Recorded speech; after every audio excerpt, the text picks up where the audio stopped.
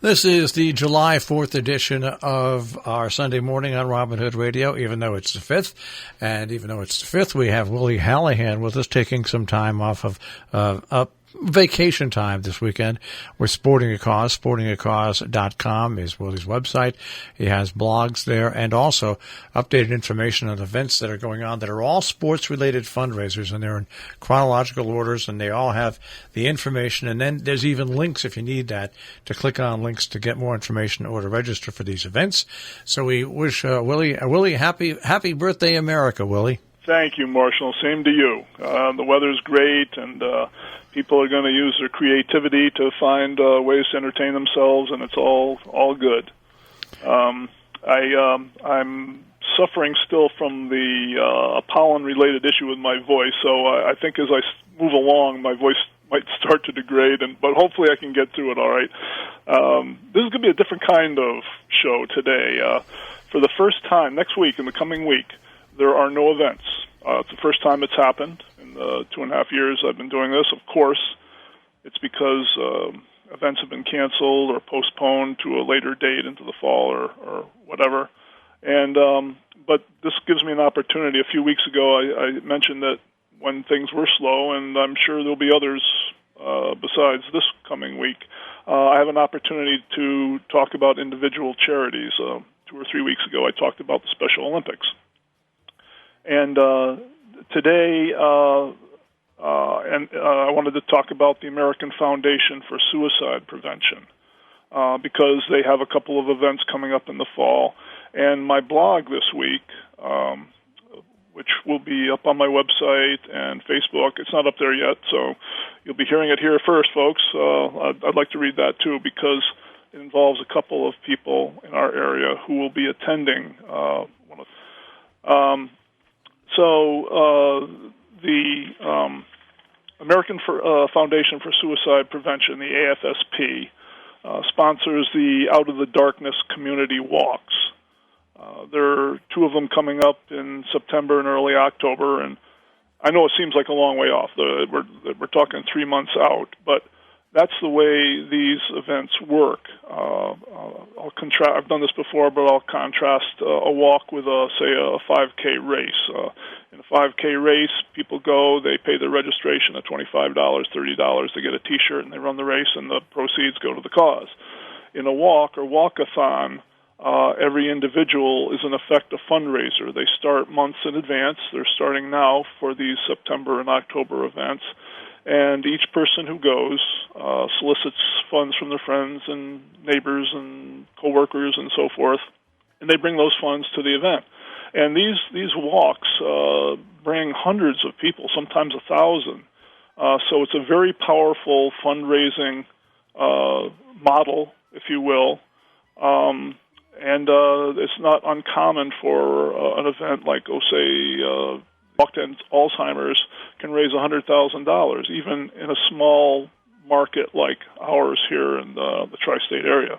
But anyway, one of the Out of the Darkness walkathons is the Dutchess County, Ulster County walk. It's going to be use the walkway over the Hudson, that beautiful park. It's actually a New York State park that goes over the Hudson River. It'll start on the Highland side, and that's going to be September 27th. And there's another one, the Out of the Darkness Berkshire County version, which will be held up in Pittsfield on October 3rd.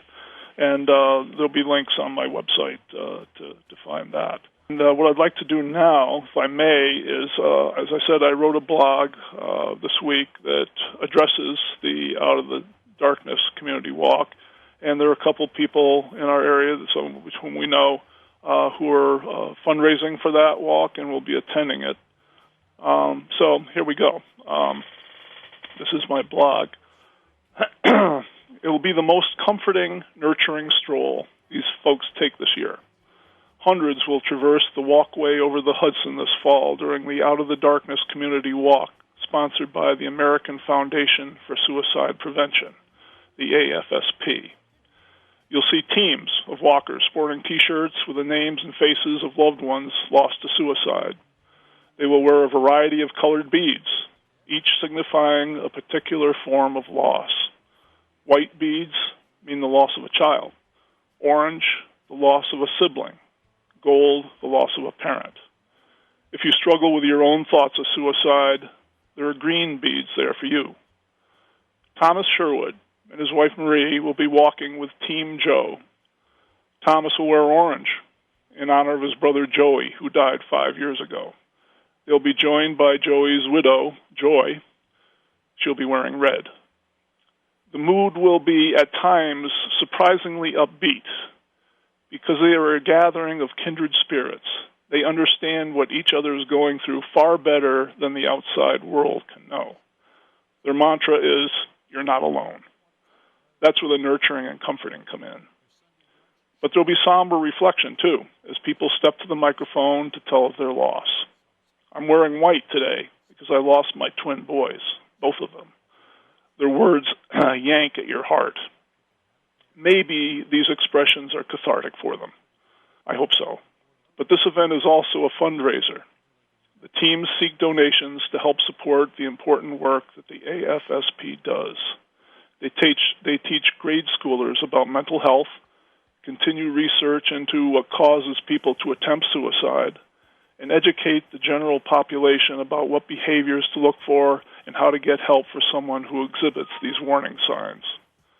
The AFSP mission is to decrease suicides 20% by 2025. Now, Marshall, there are a couple of statistics that I added here that I think are particularly of note. Stuck out to me. One is suicide is the 10th leading cause of death in the United States. And the other is nearly 50,000 Americans die each year from suicide. Now, in the printed version of my blog that will appear on supportingacause.com and also on Facebook, I'll have several links. Maybe the most important one is I have a link to Thomas Sherwood's fundraising page. If you would like to support Thomas and also support the AFSP and their incredibly important work, you can click on that link and very easily make a donation. And also I'll have other links. I'll have a link to the AFSP.org website where you can learn more about their work. And I'll also have two links, one each for the two walks, the one in September and the one in October. And you can find those on supportingacause.com. And I have to say, Marshall, I've been to several walks of different kinds to chronicle them, take pictures, and try to get a feel for them. And walks are almost always emotional events because they typically deal with disease, and the people who go there have lost loved ones to the disease, or maybe they're survivors of it themselves. There are a lot of people there, and there's a lot of emotion. But I don't think the Out of the Darkness walk struck me more than any of the others. I'm not sure why. First, I guess these people who are putting their pain out there in front of a crowd, and maybe, and this is a personal thing, that of all the things that take our lives, suicide just seems to me to be the one that is the most preventable, and maybe that's what makes it so tragic. And when you talk about suicide, I think most people think of suicide as someone jumping off a building or shooting themselves or jumping off a bridge. But suicide can also be people that are so mentally distraught they create violence, knowing that they're going to be killed. I mean, it is one of those. Suicide and that feeling of depression are two of the greatest ills in our society.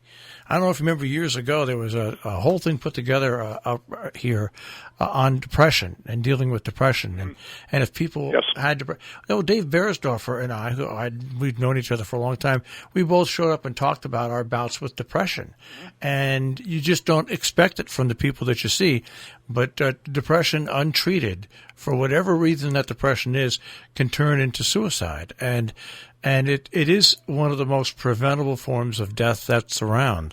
It just has to be dealt with better socially through a lot of different social programs. Yeah.